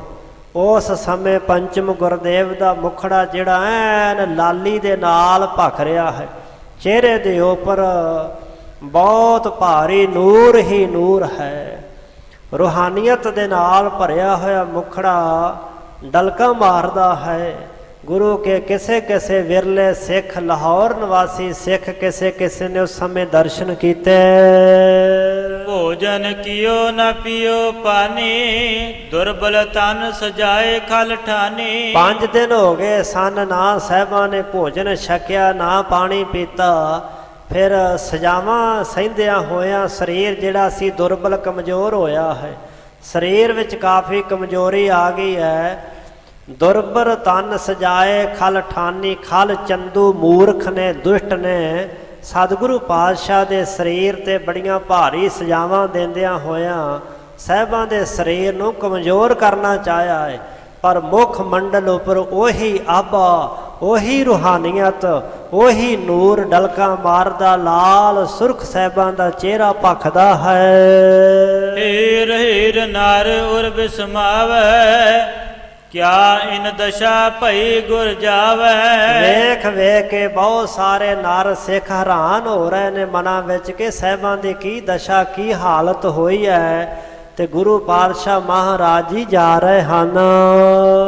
ਚਿਤ ਕੇ ਬ੍ਰਿਤ ਏਕ ਰਸ ਤੈਸੇ, ਨਿਜ ਆਨੰਦ ਮਹਿ ਪੂਰਬ ਜੈਸੇ। ਚਿੱਤ ਦੀ ਬਿਰਤੀ ਜਿਹੜੀ ਇੱਕ ਰਸ ਤੈਸੇ, ਉਸੇ ਤਰ੍ਹਾਂ ਹੀ ਹੈ ਜਿਵੇਂ ਪਹਿਲਾਂ ਨਿਜਾਨੰਦ ਆਪਣੇ ਆਤਮਾ ਬ੍ਰਹਮਾਨੰਦ 'ਚ ਸਾਹਿਬ ਜੀ ਲੀਨ ਸਨ, ਉਸੇ ਤਰ੍ਹਾਂ ਹੁਣ ਆਪਣੇ ਆਤਮਿਕ ਰਸ ਦੇ ਵਿੱਚ ਸੁਰਤ ਬਿਰਤ ਲੀਨ ਟਿਕੀ ਹੋਈ ਹੈ। ਤਨ ਪੀਰਾ ਤੇ ਡਿੱਗੀ ਨਾ ਸੋਈ, ਮੇਰੇ ਹਿਲਾਏ ਨਾ ਜਿਮ ਨਰ ਕੋਈ। ਸਰੀਰ ਦੀ ਪੀੜਾ ਇੰਨੀ ਵਿਆਪਣ ਦੇ ਬਾਵਜੂਦ ਵੀ ਸਤਿਗੁਰੂ ਪਾਤਸ਼ਾਹ ਮਹਾਰਾਜ ਜੀ ਦੀ ਜਿਹੜੀ ਸੁਰਤ ਹੈ, ਬਿਰਤੀ, ਉਹ ਡਿੱਗੀ ਨਹੀਂ ਹੈ, ਢਹਿੰਦੀ ਕਲਾ ਵਿੱਚ ਨਹੀਂ ਆਈ, ਸਗੋਂ ਸੁਰਤ ਚੜਾਓ ਵਿੱਚ ਰਹੀ।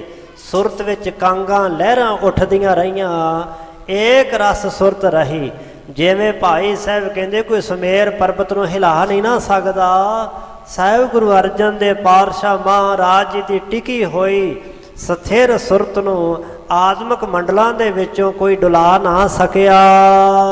ਸਨੈ ਰਾਵੀ ਕੇ ਤੀਰ, ਪਹੁੰਚੇ ਛੁਇਓ ਨੀਰ ਵੱਡ ਸੀਰ।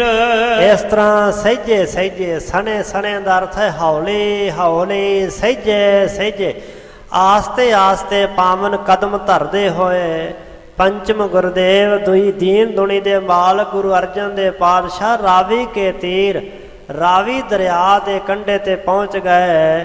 ਪਹੁੰਚ ਕਰਕੇ ਸਤਿਗੁਰੂ ਪਾਤਸ਼ਾਹ ਨੇ ਛੋਇਓ ਨਰ ਵੱਡ ਸੀਰ, ਰਾਵੀ ਦਾ ਦਰਿਆ ਦਾ ਜਿਹੜਾ ਪਾਣੀ ਉੱਪਰ ਪਹਾੜਾਂ ਵਿੱਚੋਂ ਆਉਂਦਾ ਹੈ, ਬੜਾ ਠੰਡਾ ਸੀਤਲ ਹੁੰਦਾ, ਜਿਵੇਂ ਭਾਖੜਾ ਇਹਨਾਂ ਨਹਿਰਾਂ ਦਾ ਪਾਣੀ ਹੈ। ਸੋ ਇਸੇ ਤਰ੍ਹਾਂ ਉਹ ਜਲ ਬੜਾ ਠੰਡਾ ਹੈ ਰਾਵੀ ਦਾ। ਭਾਈ ਸਾਹਿਬ ਕਹਿੰਦੇ ਬੜਾ ਸੀਤਲ ਤੇ ਠੰਡਾ ਜਲ ਸੀ, ਜਿਸ ਨੂੰ ਸਤਿਗੁਰੂ ਪਾਤਸ਼ਾਹ ਨੇ ਛੋਇਆ ਹੈ। ਕਰ ਪੰਕਜ ਤੇ ਮੁਖ ਅਰਬਿੰਦ, ਕਰਿਓ ਪਖਾਰਨ ਧੀਰ ਮੁਕੰਦ। ਸਤਿਗੁਰੂ ਪਾਤਸ਼ਾਹ ਮਹਾਰਾਜ ਜੀ ਨੇ ਬੁੱਕ ਭਰ ਕਰਕੇ ਆਪਣੇ ਮੁਖ ਮੰਡਲ ਦੇ ਉੱਪਰ ਛੱਟੇ ਪਾਏ ਹਨ।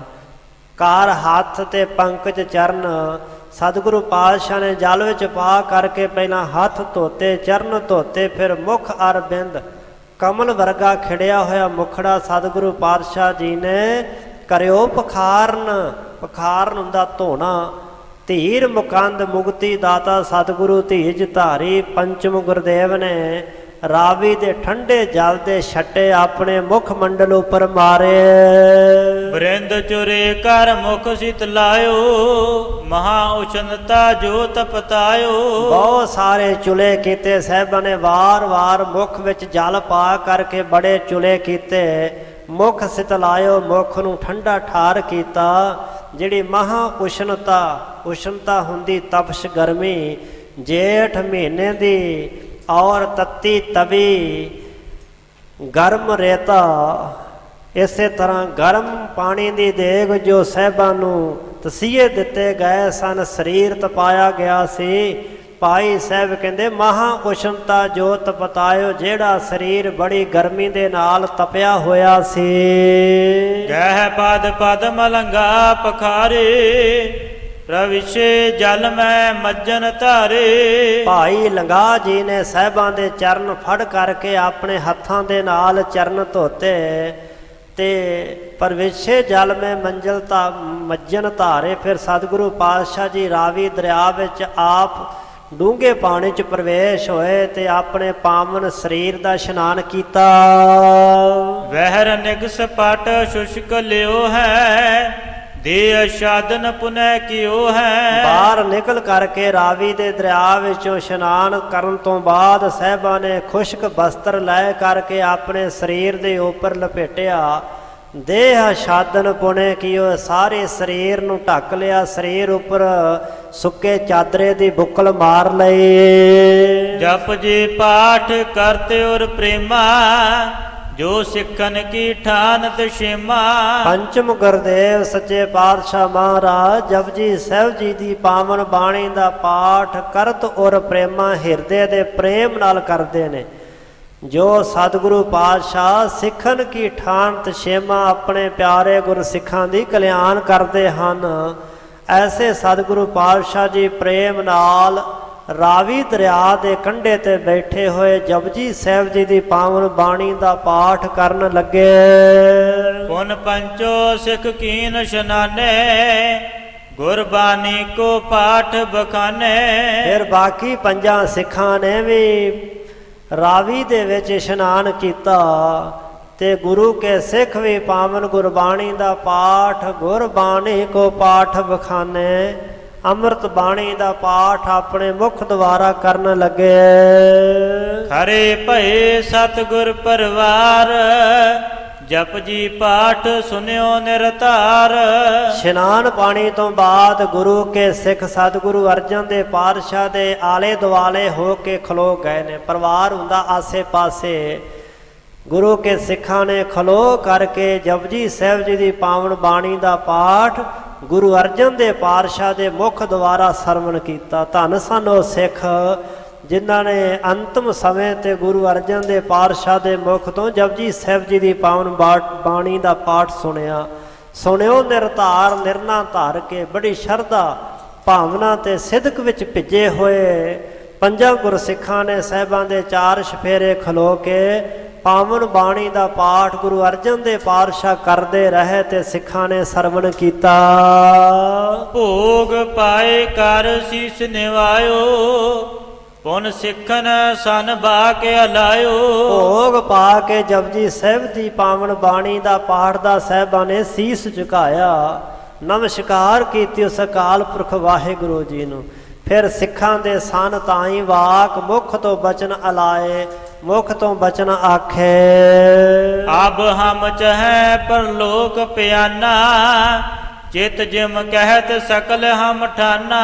ਧੰਨ ਗੁਰੂ ਅਰਜਨ ਦੇ ਪਾਤਸ਼ਾਹ ਮਹਾਰਾਜ ਉਹਨਾਂ ਪੰਜਾਂ ਗੁਰ ਸਿੱਖਾਂ ਨੂੰ ਮੁਖਾਤਬ ਹੋ ਕਰਕੇ ਅੰਤਮ ਉਪਦੇਸ਼ ਦੇਣ ਲੱਗੇ ਹਨ। ਕੀ ਆਖਿਆ ਸਾਹਿਬਾਂ ਨੇ? ਅਬ ਹਮ ਚਹਿ ਪਰਲੋਕ ਪਿਆਨਾ, ਚਿਤ ਜਿਮ ਕਹਿਤ ਸਕਲ ਹਮ ਠਾਨਾ। ਹੇ ਗੁਰਸਿੱਖ ਪਿਆਰਿਓ, ਅਸੀਂ ਹੁਣ ਪਰਲੋਕ ਗਮਨ ਕਰਨਾ ਚਾਹੁੰਦੇ ਹਾਂ, ਜੋਤੀ ਜੋਤ ਸਮਾਉਣਾ ਚਾਹੁੰਦੇ ਹਾਂ। ਜਿਵੇਂ ਸਾਡੇ ਚਿੱਤ ਜੋ ਕੁਛ ਕਰਨ ਦੀ ਇੱਛਾ ਸੀ ਉਹ ਅਸੀਂ ਸਾਰਾ ਕੁਛ ਕਰ ਲਿਆ। ਜੋ ਕਾਰਜ ਅਸੀਂ ਕਰਨਾ ਚਾਹੁੰਦੇ ਸੀ ਉਹ ਸਾਰੇ ਕਾਰਜ ਅਸੀਂ ਕਰ ਲਏ ਹਨ। ਇਸ ਵਾਸਤੇ ਹੁਣ ਅਸੀਂ ਇਸ ਪੰਜ ਭੂਤਿਕ ਸਰੀਰ ਦਾ ਤਿਆਗ ਕਰਕੇ ਸੱਚਖੰਡ ਗਮਨ ਕਰਨਾ ਚਾਹੁੰਦੇ ਹਾਂ। ਸ੍ਰੀ ਹਰਿ ਗੋਬਿੰਦ ਸੰਗ ਮਿਲੀਜੈ, ਹਮ ਦਿਸ਼ ਤੇ ਬਹੁ ਧੀਰਜ ਦੀਜੈ। ਤੁਸੀਂ ਹੁਣ ਇੱਥੋਂ ਜਾ ਕਰਕੇ ਸ੍ਰੀ ਹਰਗੋਬਿੰਦ ਸਾਹਿਬ ਸਾਹਿਬਜ਼ਾਦਾ ਜੀ ਦੇ ਨਾਲ ਮਿਲਣਾ ਤੇ ਸਾਡੀ ਦਿਸ਼ਾ ਵੱਲ ਤੋਂ ਸਾਡੀ ਤਰਫੋਂ ਉਹਨਾਂ ਨੂੰ ਧੀਰਜ ਤੇ ਹੌਸਲਾ ਦੇਣਾ। ਕਰੋ ਨਾ ਸ਼ੋਕ ਗੋਬਿੰਦ ਗੁਣ ਗਾਵੋ, ਅਪਰ ਸਰਬ ਕੋ ਕਹੋ ਮਿਟਾਵੋ। ਤੇ ਤੁਸੀਂ ਵੀ ਕਿਸੇ ਤਰ੍ਹਾਂ ਦਾ ਸ਼ੋਕ ਗਮ ਨਹੀਂ ਕਰਨਾ। ਪਰਿਵਾਰ ਨੂੰ ਵੀ ਜਾ ਕੇ ਸੰਦੇਸ਼ਾ ਦੇਣਾ ਕਿ ਗੋਬਿੰਦ ਗੁਣ ਗਾਵੋ, ਪਰਮੇਸ਼ਰ ਦੇ ਗੁਣ ਗਾਓ। ਸਿੱਖ ਸੰਗਤਾਂ ਜੇਕਰ ਵਿਰਾਗ ਕਰਨ, ਅਪਰ ਸਰਬ ਕੋ ਕਹੇ ਕਹੋ ਮਿਟਾਵੋ, ਹੋਰ ਸਾਰਿਆਂ ਨੂੰ ਕਹਿ ਕਰਕੇ ਸ਼ੋਕ ਮਿਟਾਵੋ। ਕਿ ਗੁਰੂ ਅਰਜਨ ਦੇ ਪਾਤਸ਼ਾਹ ਕਹਿ ਕਰਕੇ ਗਏ ਨੇ, ਜੋ ਗੁਰੂ ਅਮਰਦਾਸ ਪਾਤਸ਼ਾਹ ਦੇ ਬਚਨੋਂ ਚੇਤੇ ਕਰੋ। ਅੰਤੇ ਸਤਿਗੁਰ ਬੋਲਿਆ, ਮੈਂ ਪਿੱਛੇ ਕੀਰਤਨ ਕਰਿਓ ਨਿਰਵਾਣ ਜੀਓ। ਨਾਲ ਹੀ ਬਚਨ ਕਹਿ, ਮਤ ਮੈਂ ਪਿੱਛੇ ਕੋਈ ਰੋਵ ਸੀ, ਸੋ ਮੈਂ ਮੂਲ ਨਾ ਪਾਇਆ। ਸੋ ਸਾਡੇ ਤੋਂ ਬਾਅਦ ਕਿਸੇ ਨੇ ਵਿਰਾਗ ਨਹੀਂ ਕਰਨਾ। ਜੇਕਰ ਕੋਈ ਰੋਵੇ ਵਿਰਾਗ ਕਰੇ ਤੇ ਸਿੱਖੋ ਉਹਨੂੰ ਕਹਿ ਕਰਕੇ ਤੁਸੀਂ ਰੋਕਣਾ ਕਰਿਓ। ਸਾ ਯੁੱਧ ਹੋਏ ਤਖਤ ਪਰ ਰਾਜੋ, ਜਥਾ ਸ਼ਕਤ ਸੰਗ ਸੈਨਾ ਸੰਗ ਸਾਜੋ। ਤੇ ਸਾਹਿਬਜ਼ਾਦਾ ਜੀ ਨੂੰ ਅਸੀਂ ਵੀ ਹੁਕਮ ਕਰਕੇ ਆਏ, ਤੁਸੀਂ ਵੀ ਸਾਡਾ ਸੁਨੇਹਾ ਦੇ ਦੇਣਾ ਕਿ ਸਾਜੁਦ ਸ਼ਸਤਰ ਧਾਰੀ ਹੋ ਕੇ ਤਖਤ ਤੇ ਵਿਰਾਜਮਾਨ ਹੋਣਾ ਸੱਜਣਾ ਹੈ। ਯਥਾ ਸ਼ਕਤ ਸਮਰੱਥਾ ਦੇ ਅਨੁਸਾਰ, ਸ਼ਕਤੀ ਅਨੁਸਾਰ ਆਪਣੀ ਸੈਨਾ ਸਜਾਓ, ਸੈਨਾ ਫੌਜ ਤਿਆਰ ਕਰੋ। ਪ੍ਰਥਮ ਚੰਦ ਤੇ ਪਲਟਾ ਲੀਜੈ, ਹਤੋ ਕੋ ਮੌਤ ਮਹਾ ਦੁਖ ਦੀਜੈ। ਭਾਈ ਸਾਹਿਬ ਨੇ ਭਾਵੇਂ ਇੱਥੇ ਬਚਨ ਲਿਖੇ ਨੇ, ਪਰ ਸਤਿਗੁਰੂ ਪਾਤਸ਼ਾਹ ਜੀ ਖਿਮਾ ਦਾ ਘਰ ਹਨ। ਪਲਟੇ ਲੈਣੇ ਦੇ ਸੰਕਲਪ ਉਹਨਾਂ ਦੇ ਨਹੀਂ। ਹਾਂ, ਜੈਸੀ ਕਰਨੀ ਤੈਸੀ ਭਰਨੀ ਇੱਕ ਅਜਲੀ ਅਕਾਲ ਪੁਰਖ ਦੇ ਘਰ ਦਾ ਇੱਕ ਅਟਲ ਤੇ ਸਦੀਵੀ ਅਸੂਲ ਹੈ। ਪੂਰਨ ਬ੍ਰਹਮ ਗਿਆਨੀ, ਅਜਰ ਨੂੰ ਜਰਨ ਵਾਲੇ ਖਿਮਾ ਦਾ ਘਰ ਕਵੀ ਜੀ ਆਪ ਸਤਿਗੁਰੂ ਪਾਤਸ਼ਾਹ ਮਹਾਰਾਜ ਜੀ ਨੂੰ ਕਹਿੰਦੇ ਹਨ। ਫਿਰ ਬਦਲੇ ਲੈਣ ਦੀ ਅਚਾਤਾ ਵੀ ਭਾਈ ਸਾਹਿਬ ਨੇ ਆਪ ਦੱਸੀ ਹੈ ਕਿ ਨਹਿ ਸੰਕਲਪ ਹਿਰਦੇ ਮੈਂ ਕੀਨਾ, ਦੋਖੀ ਕਉ ਕਰਬੇ ਸੁਖਹੀਨਾ। ਗੁਰੂ ਪਾਤਸ਼ਾਹ ਨੇ ਸੰਕਲਪ ਤੱਕ ਨਹੀਂ ਮਨ ਚ ਕੀਤਾ ਕਿ ਇਸ ਦੁਸ਼ਟ ਦਾ ਖਾਤਮਾ ਕਰ ਦਈਏ। ਹਾਂ, ਜਬਰ ਤੇ ਜ਼ੁਲਮ ਦਾ ਨਾਸ਼ ਕਰਨ ਵਾਸਤੇ ਸ਼ਸਤਰ ਧਾਰੀ ਹੋਣਾ ਇਹ ਸਤਿਗੁਰੂ ਅਰਜਨ ਦੇ ਪਾਤਸ਼ਾਹ ਦਾ, ਗੁਰੂ ਹਰਗੋਬਿੰਦ ਪਾਤਸ਼ਾਹ ਨੂੰ ਹੁਕਮ ਸੀ। ਤੇ ਨਾਲ ਜ਼ਾਲਮਾਂ ਨੂੰ ਸੁੱਧਣਾ, ਹਤੋ ਕਮਾਉਤ ਮਹਾ ਦੁਖ ਦੀਜੈ। ਸੋ ਇਹੋ ਜਿਹੇ ਜਿਹੜੇ ਦੁਸ਼ਟ ਲੋਕ ਨੇ ਉਹਨਾਂ ਦਾ ਖਾਤਮਾ ਕਰਨਾ, ਖੋਟੀ ਮੌਤ ਮਾਰਨਾ, ਉਹਨਾਂ ਨੂੰ ਸਜ਼ਾਵਾਂ ਦੇਣੀਆਂ, ਭਾਵ ਦੁੱਖ ਦੇਣੇ। ਜਿਹੜੇ ਸਾਧੂ ਮਹਾਤਮਾ ਨੂੰ ਅਕਾਰਨ ਦੁੱਖ ਦਿੰਦੇ ਹਨ, ਉਹਨਾਂ ਜ਼ਾਲਮਾਂ ਨੂੰ ਸੋਧਾ ਲਾਉਣਾ। ਸ੍ਰੀ ਗੁਰੂ ਅਮਰਦਾਸ ਕੀ ਅੰਸ਼, ਨਿਕਟ ਹਕਾਰੋ ਕੁਲ ਅਵਤੰਚ। ਗੁਰੂ ਅਮਰਦਾਸ ਨਾਨਾ ਸਤਿਗੁਰੂ ਪਾਤਸ਼ਾਹ ਮਹਾਰਾਜ ਭੱਲਿਆਂ ਦੀ ਅੰਸ਼ ਵੰਸ਼ ਦੇ ਜਿਹੜੇ ਮਹਾਂਪੁਰਖ ਹਨ ਸ਼੍ਰੋਮਣੀ, ਉਹਨਾਂ ਨੂੰ ਆਪਣੇ ਪਾਸ ਅੰਮ੍ਰਿਤਸਰ ਸਾਹਿਬ ਵਿਖੇ ਸੱਦ ਕਰਕੇ ਜੋ ਗੁਰੂ ਘਰ ਦੀ ਮਰਿਆਦਾ ਹੈ ਉਹ ਸਾਰੀ ਨਿਭਾਉਣੀ। ਪ੍ਰਥਮ ਰੀਤ ਕਰ ਲੀਜੈ ਟੀਕਾ ਸਕਲ ਵੱਡਨ ਸੰਗ ਕਹਿ ਬਚਨੀਕਾ। ਤੇ ਪ੍ਰਥਮ ਰੀਤ ਪਹਿਲੀ ਤਰ੍ਹਾਂ ਹੀ ਗੁਰਤਾ ਗਤੀ ਦਾ ਟਿੱਕਾ ਜੋ ਹੈ ਗੁਰਿਆਈ ਦੀ ਜੋ ਸਾਰੀ ਰਸਮ ਕਰ ਲੈਣੀ।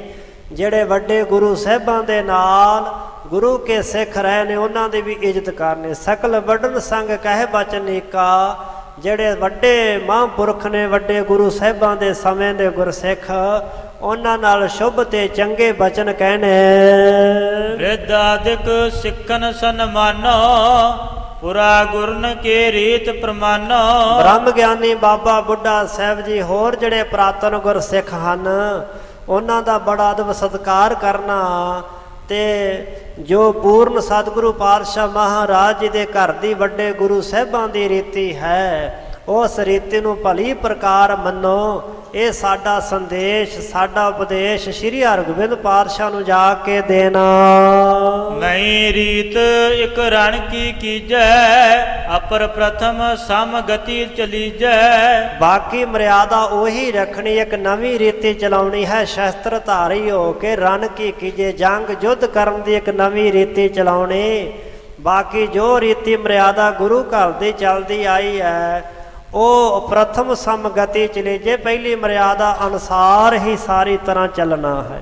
ਨਵੀਂ ਮਰਿਆਦਾ ਤੇ ਨਵੀਂ ਰੀਤੀ ਚਲਾਉਣੀ ਹੈ। ਸ਼ਸਤਰ ਧਾਰੀ ਹੋ ਕੇ ਧਰਮ ਯੁੱਧ ਮੰਡਣੇ ਹਨ। ਜ਼ਬਰ ਜ਼ੁਲਮ ਅਨਿਆਂ ਤੇ ਧੱਕੇ ਦਾ ਨਾਸ਼ ਕਰਨਾ ਹੈ। ਜ਼ਬਰ ਜ਼ੁਲਮ ਦੇ ਸਾਹਮਣੇ ਹਿੱਕ ਡਾਹ ਕਰਕੇ ਵੈਰੀਆਂ ਦਾ ਖਾਤਮਾ ਕਰਨਾ। ਇਹ ਸਾਡਾ ਸੰਦੇਸ਼ਾ, ਇਹ ਸੁਨੇਹਾ ਸਾਡੇ ਸਾਹਿਬਜ਼ਾਦਾ ਜੀ ਨੂੰ ਜਾ ਕਰਕੇ ਤੁਸੀਂ ਪੰਜਾਂ ਗੁਰਸਿੱਖਾਂ ਨੇ ਦੇਣਾ। ਇਹ ਪਾਵਨ ਅੰਤਮ ਉਪਦੇਸ਼ ਦੇ ਕਰਕੇ ਜਿਵੇਂ ਸਤਿਗੁਰੂ ਅਰਜਨ ਦੇਵ ਪਾਤਸ਼ਾਹ ਮਹਾਰਾਜ ਜੀ ਜੋਤੀ ਜੋ ਸਮਾਏ ਦੇਵਤਿਆਂ ਦੀਆਂ ਪੁਰੀਆਂ ਮੰਡਲਾਂ ਦੇ ਵਿੱਚੋਂ ਸਿੱਧਪੁਰੀਆਂ ਦੇ ਵਿੱਚੋਂ ਸਿੱਧ ਲੋਕ ਦੇਵਤੇ ਲੋਕ ਆਗ ਇਕੱਠੇ ਹੋਏ ਸਾਹਿਬਾਂ ਦੀ ਜੈ ਜੈਕਾਰ ਕਰਨ ਲੱਗੇ। ਸੋਹਣੇ ਵਿਵਾਨ ਸਜਾ ਕੇ ਲੈ ਕੇ ਆਏ। ਜਿਵੇਂ ਸਤਿਗੁਰੂ ਪਾਤਸ਼ਾਹ ਜੀ ਨੇ ਆਪਣੇ ਪੰਜ ਭੂਤਕ ਸਰੀਰ ਦਾ ਤਿਆਗ ਰਾਵੀ ਦਰਿਆ ਦੇ ਕੰਢੇ ਲਾਹੌਰ ਵਿਖੇ ਕੀਤਾ ਹੈ। ਸਾਹਿਬਾਂ ਨੇ ਭਾਣਾ ਵਰਤਾਇਆ। ਭਾਈ ਸਾਹਿਬ ਭਾਈ ਗੁਰਦਾਸ ਸਾਹਿਬ ਜੀ ਦੇ ਬਚਨਾਂ ਅਨੁਸਾਰ ਦਰਸ਼ਨ ਦੇਖ ਪਤੰਗ ਜਿਉ ਜੋਤੀ ਅੰਦਰ ਜੋਤ ਸਮਾਣੀ। ਧੰਨ ਗੁਰੂ ਅਰਜਨ ਦੇਵ ਪਾਤਸ਼ਾਹ ਮਹਾਰਾਜ ਜੀ ਜਿਨ੍ਹਾਂ ਸਾਹਿਬਾਂ ਦਾ ਕੱਲ੍ਹ ਨੂੰ ਸ਼ਹੀਦੀ ਦਿਵਸ ਹੈ, ਜੋ ਗੁਰੂ ਕੇ ਸਥਾਨ 'ਤੇ ਲੜੀਵਾਰ ਗੁਰੂ ਕੇ ਇਤਿਹਾਸ ਦੀ ਕਥਾ ਚੱਲ ਰਹੀ ਹੈ। ਸੋ ਉਸੇ ਲੜੀਵਾਰ ਕਥਾ ਦੇ ਅੰਦਰ ਇਹ ਸਤਿਗੁਰੂ ਪਾਤਸ਼ਾਹ ਦਾ ਇਤਿਹਾਸ ਆਪ ਜੀ ਸਰਵਣ ਕਰ ਰਹੇ ਹੋ। ਕੱਲ੍ਹ ਨੂੰ ਸ਼ਹੀਦੀ ਪ੍ਰਸੰਗ ਆਪ ਜੀ ਸਰਵਣ ਕਰੋਗੇ। ਸਤਿਗੁਰੂ ਸੱਚੇ ਪਾਤਸ਼ਾਹ ਮਹਾਰਾਜ ਜੀ ਜਿਵੇਂ ਜੋਤੀ ਜੋ ਸਮਾਏ ਦੇਵਤਿਆਂ ਦੀਆਂ ਪੁਰੀਆਂ ਵਿੱਚ ਜੈ ਜੈਕਾਰ ਹੁੰਦੀ ਹੈ, ਉਹ ਪ੍ਰਸੰਗ ਭਾਈ ਸਾਹਿਬ ਜੀ ਸੁਣਾ ਰਹੇ ਨੇ। ਇੱਥੋਂ ਤੱਕ ਵਿਚਾਰ ਕਰਦਿਆਂ ਹੋਈਆਂ ਬੇਅੰਤ ਭੁੱਲਾਂ ਦੀ ਮਾਫੀ ਸਤਿਗੁਰੂ ਗੁਰੂ ਕੀ ਸੰਗਤ ਬਖਸ਼ਣਹਾਰ ਜੀ ਬਖਸ਼ ਲੈਣਾ। ਅੱਗੇ ਵਾਸਤੇ ਸਮਤ ਬਖਸ਼ਣੀ ਜੀ। ਨਹੀਂ ਰੀਤ ਇਕ ਰਣ ਕੀ ਕੀਜੈ ਅਪਰ ਪ੍ਰਥਮ ਸਮ ਗਤੀ ਚਲੀਜੈ। ਵਾਹਿਗੁਰੂ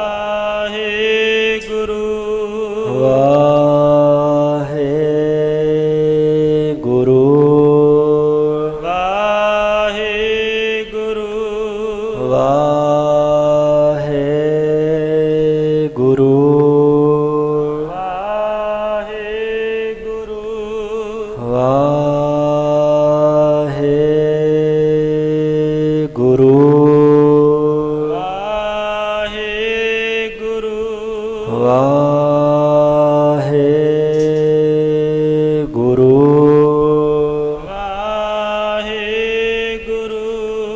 ਵਾਹਿਗੁਰੂ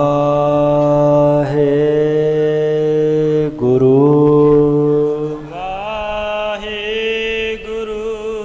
ਵਾਹਿਗੁਰੂ ਵਾਹਿਗੁਰੂ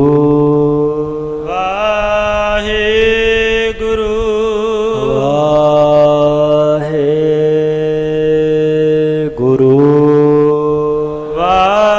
ਵਾਹਿਗੁਰੂ ਹੈ ਅਚੁੱਤ ਹੈ ਪਾਰ ਬ੍ਰਹਮ ਅਬਨਾਸੀ ਅਗਨਾਸ ਹੈ ਪੂਰਨ ਹੈ ਸਰਬ ਮੈਂ ਦੁਖ ਪੰਜਨ ਗੁਣ ਤਾਸ ਹੈ ਸੰਗੀ ਹੈ ਨਿਰੰਕਾਰ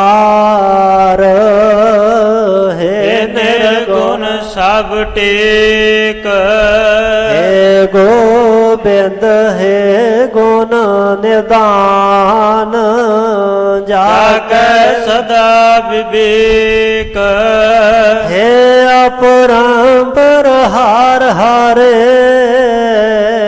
ਹੈ ਪੀ ਹੋਵਨ ਹਾਰ ਹੈ ਸੰਤ ਕੈ ਸਦਾ ਸੰਗ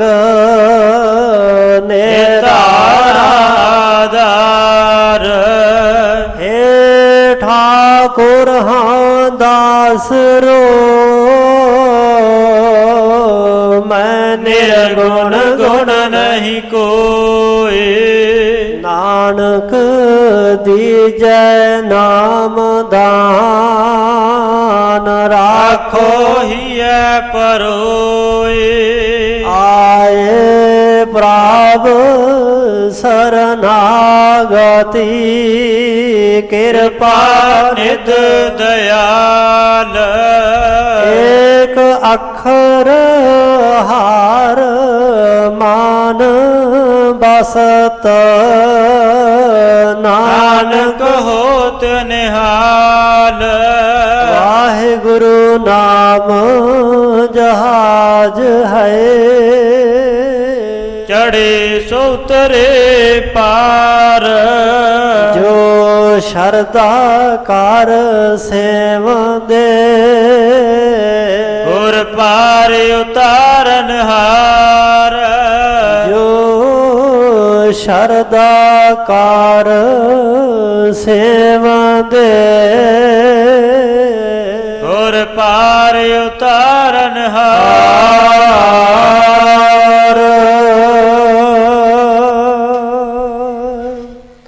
ਵਾਹਿਗੁਰੂ ਜੀ ਕਾ ਖਾਲਸਾ ਵਾਹਿਗੁਰੂ ਜੀ ਕੀ ਫਤਿਹ। ਸਮੁੱਚੀਆਂ ਗੁਰੂ ਕੀਆਂ ਸਿੱਖ ਸੰਗਤਾਂ ਨੂੰ ਬੇਨਤੀ ਹੈ, ਧੰਨ ਧੰਨ ਸਤਿਗੁਰੂ ਸ੍ਰੀ ਗੁਰੂ ਅਰਜਨ ਦੇਵ ਪਾਤਸ਼ਾਹ ਜੀ ਦਾ ਸ਼ਹੀਦੀ ਦਿਵਸ ਕੱਲ੍ਹ ਨੂੰ ਜੋ 3 ਤਰੀਕ ਨੂੰ ਆ ਰਿਹਾ ਹੈ, ਗੁਰਦੁਆਰਾ